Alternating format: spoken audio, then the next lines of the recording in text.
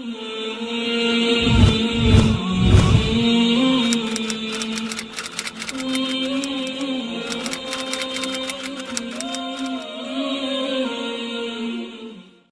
نساء مدینہ میں نازل ہوئی، اس میں 177 آیتیں 24 رکوع ہیں۔ پہلی اور دوسری آیت ہے یہ، اعوذ باللہ من الشیطان الرجیم، بسم اللہ الرحمن الرحیم،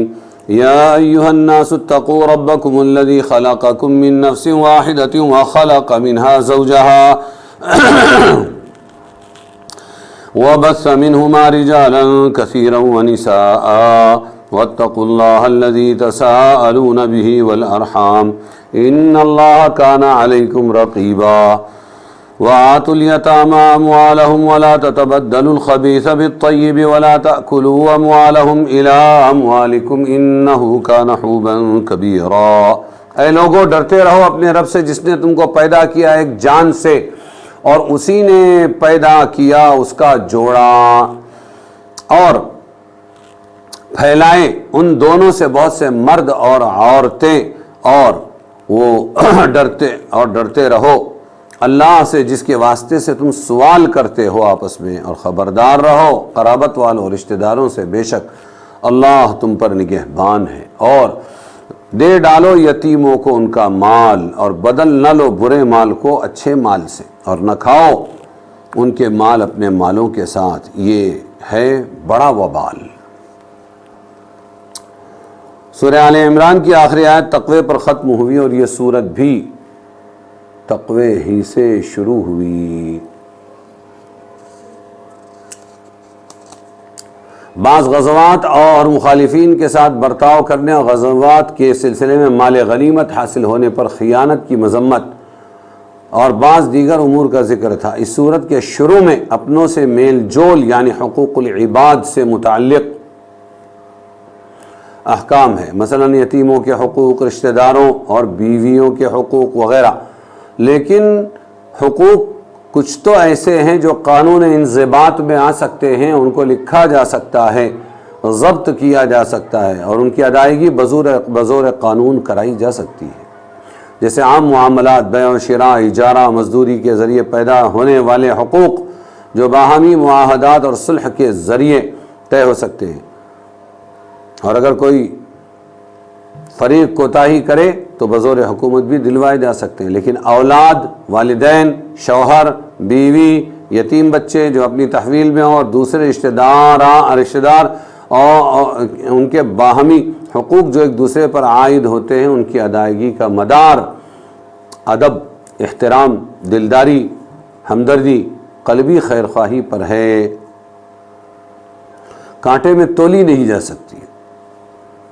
یہ تو صرف خوف خدا اور خوف آخرت کے سوا کوئی اور راستہ نہیں ہے ان حقوق کے ادا کرنے کا، اس لیے تقوی کا بھی حکم دیا۔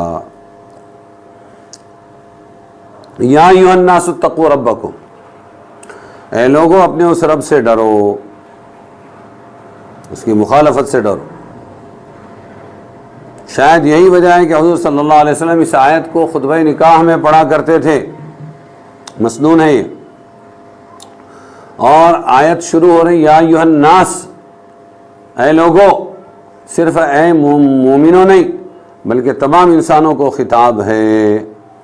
جس میں تمام انسان شامل ہیں، مرد ہو یا عورتیں ہوں، نزول وقت قرآن کے وقت موجود ہوں یا آئندہ قیامت تک پیدا ہو۔ پھر فرمایا اتقو، لفظ رب کو اختیار کیا، اپنے رب سے ڈرو، کہ جو ذات، تاکہ دھیان رہے کہ جو ذات تمہاری پرورش کی کفیل ہے، تمام انسانوں، ہندو مسلم سب،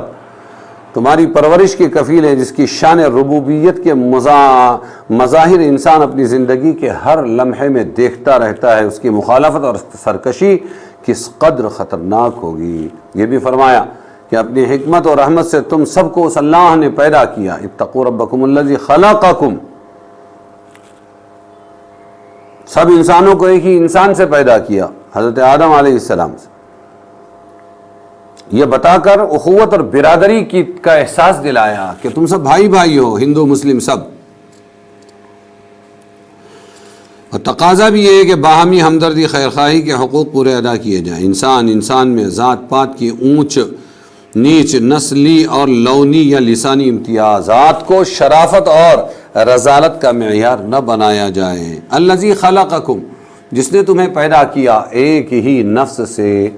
اور پھر اس نفس سے اس کا جوڑا پیدا کیا اللہ نے، حوا علیہ السلام کو پیدا کیا، اور دونوں سے مل کر پھر بہت سارے انسانوں کو پھیلا دیا دنیا میں۔ یہ اللہ نے پھیلایا، ورنہ یہ کہ ان کو کیا پتا تھا کہاں جاتے، کون سی زمین پہ رہنا ہے۔ غرض کی پوری آیت ان احکام کی تمہید ہے جو آگے اس صورت میں آنے والے ہیں۔ اس تمہید میں ایک طرف تو پروردگار عالم کے حقوق سامنے رکھ کر اس کی مخالفت سے روکا گیا، تو دوسری طرف تمام افراد انسانی کو ایک باپ کی اولاد بتلا کر ان میں محبت اور باہمی ہمدردی اور خیر خواہی کے جذبات کو بیدار کیا گیا، تاکہ اہل قرابت اور یتیموں اور زوجین میاں بیوی کے درمیان باہمی حقوق کی ادائیگی دل سے ہو سکے۔ پھر آگے فرمائیں اتقوا اللہ الذی تساءلون بہ والارحام، اس اللہ سے ڈرو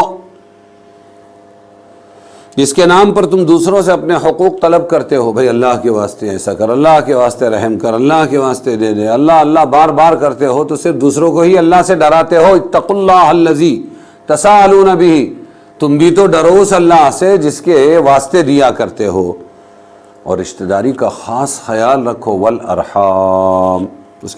کی ادائیگی میں کوتاہی مت کرو۔ صلہ رحمی کے معنی اور اس کے فضائل۔ صلہ رحمی یعنی رشتے جوڑنا۔